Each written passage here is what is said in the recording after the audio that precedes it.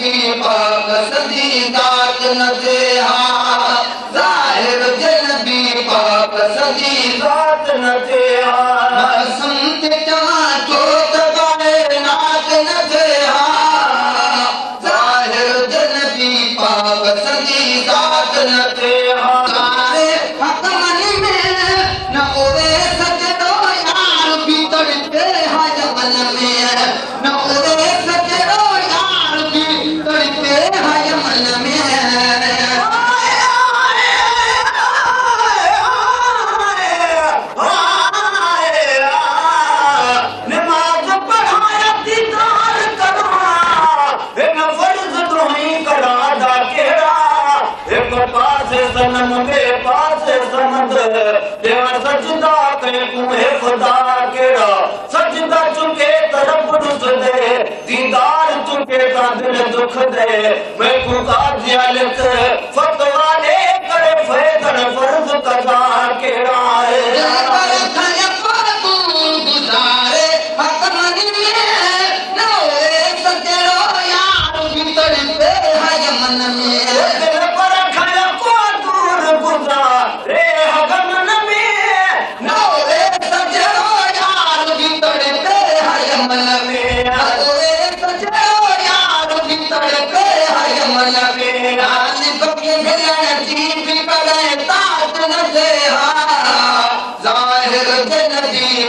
पाक संजी ज़ात न थे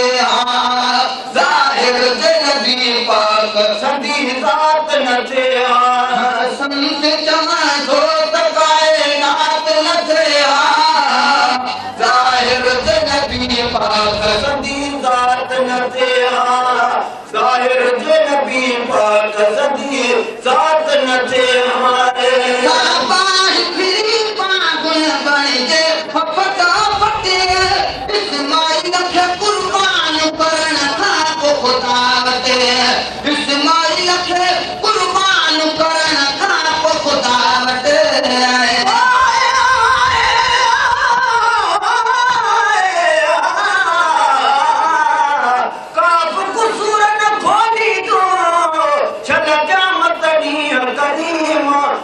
माण्हू हे सभु सुठा मुंहिंजा हरे पाए वज़ीम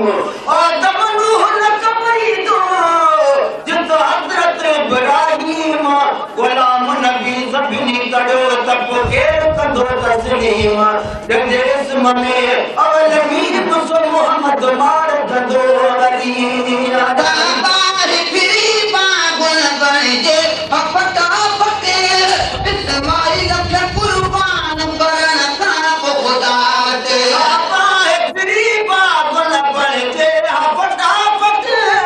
इस्माइल खे कुर्बान करण खां पोइ ख़ुदा वटि इस्माइल खे कुर्बान करण खां पोइ ख़ुदा वटि दीन जी मंज़ूर ख़ैरात न थे ज़ाहिर जे नबी पाक संजी ज़ात न थे ज़ाहिर जे नबी पाक संजी ज़ात न थे पाक संजी ज़ात न थे ज़ाहिर जे नबी पाक संजी ज़ात न थे अल्लाह जबाना किथे ओल बुधन